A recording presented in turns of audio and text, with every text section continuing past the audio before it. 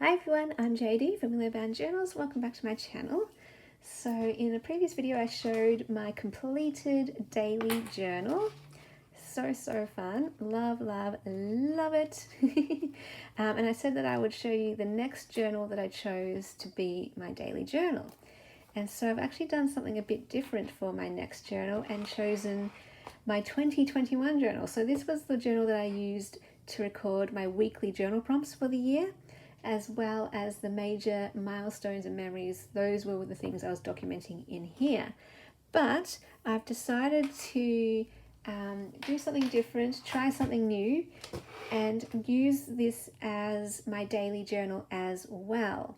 So it's a bit of a hodgepodge mix of things in here now, but I wanted to give it a go of using one journal for everything type of thing, just so it's more streamlined and a bit more simple, and I can get through journals a bit quicker maybe and actually use the journals that I have lined up on my shelf.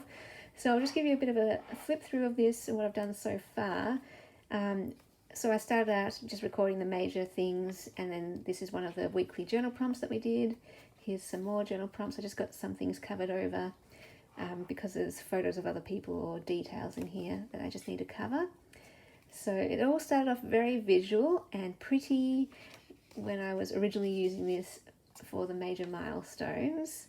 Love this. This was also one of the weekly prompts for the map. But yeah, now I'm going more towards using this as a daily journal. So it looks a bit different later on, which I'll show you the difference when I get to those pages. There's a few pages that I still need to go back in and fill up, like this one. But here is where I've started to use the journal as a daily journal, and I'll give you a look at how I actually daily journal and hope that that is helpful. So basically, if there's a day where I'm doing lots of stuff and I accumulate lots of ephemera from my day-to-day life, then I will take a whole page and dedicate it to recording all of that. So I went to the op shop and got a fairy book. I went to the cheap shop and got some fairy lights and decorated my bed and desk. So I love that. I read by fairy light and it just looks so pretty. So that's capturing what I did that day right there, just visually. But then I also star point just what I did that day. So real quick, real easy, nice and simple. Started reading this book. You know, it's just a nice little snapshot of what I did that day. Other days are a bit more boring, and so it won't have any ephemera because I don't pick up any ephemera. So those days it will just be dot points like this. Sometimes I do have a story to share or some thoughts, so that's when I will actually write, you know, proper sentences and a paragraph and that kind of thing. Anytime I write a story about my black cat Keanu, I'll add a photo of him or put something to do with the cat there so that I know, oh, here's a story about Keanu, and that just helps me keep a bit more organized. Got some papers to decorate with, some washi tape, again just my star points of what I did that day, and then some story writing there.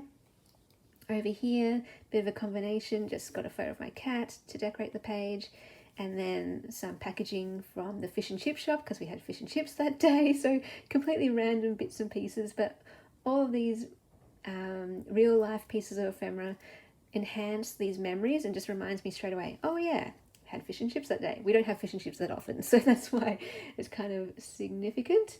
And then over here, this is where you can see nothing interesting happened these 3 days really. So it's just star points of the major things I did that day. And so I'll date it. I always date it, and then I just write what I did, you know. So yeah, the great thing about this page though was it was pre-decorated. So that's why I love pre-decorated pages, because you can just write on them. You don't need to add anything to them. Of course, you can add your own pretty ephemera and pretty things. So that's another way to use those things like papers and things. Usually if I'm working on a project, I will pick something to do with that project to show that's what I was working on that day. So I think I was making some embellished envelopes this day or something to do with the 6x6 paper pads. So I just used some of the scraps left over and stuck them on the page. And, you know, packaging from mail, all that kind of stuff. This one here I sectioned off the page by adding this doily. This linen came from Johanna Clough from Little Bindi. So I just did my daily journaling for Friday on this section, and then the leftover section I journaled what I did on Saturday, for example. Here I still need to fill in a bit here, but just if I need to fill in some pages, I'll add some photos that happened during the week or something. This records Easter, so because that was more of a special event and lots more ephemera, I was able to do a full page spread. So this is how I'm able to combine my daily journaling with recording the memorable moments. So I would have recorded this page anyway, even if this wasn't my daily journal, I still would have done this because it's a memorable moment from the year. So yeah, really, really fun. And this flips up, and I've actually recorded Monday here. So this is Sunday, and then Monday nothing really happened that day, so I just did a little section underneath there. And I'm kind of enjoying combining the two, the big milestones and just the everyday small moments. So I just got to show you a little bit here.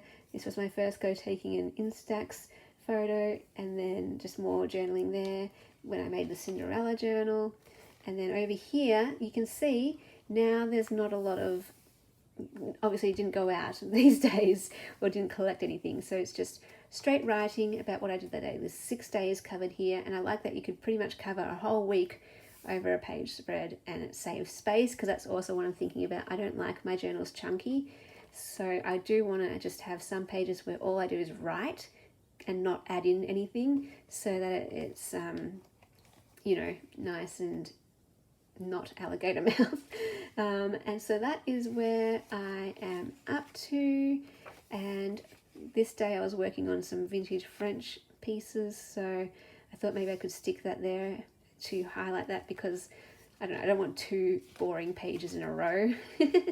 And so then this page I can maybe decorate a bit more as well. So yeah, really, really fun combining it. At the start I was a bit like, I don't know how this is going to work, it's too confusing, but now I quite like it, and this whole journal up, and it will be awesome.